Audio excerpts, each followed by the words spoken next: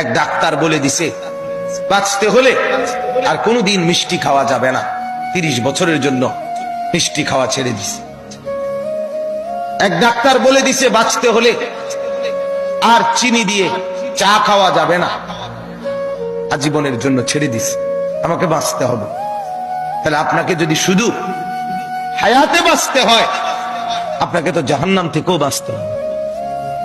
কথা বলেন না কেন? দুনিয়াতে যেরকম আপনি চাচ্ছেন আমাকে বাঁচতেই হবে, অতএব কষ্ট হলেও মিষ্টি খানা ছেড়ে দিলাম, চিনি খাওয়া ছেড়ে দিলাম, তা আপনি কষ্ট হলেও আপনাকে তো জাহান্নামের আগুন থেকেও বাঁচতে হবে বাপ।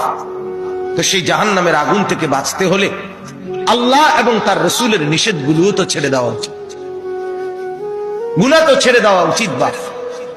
আফসোসের বিষয়, একই ব্যক্তি নিজের এই সাইড বোঝে, ওই সাইড বোঝে না।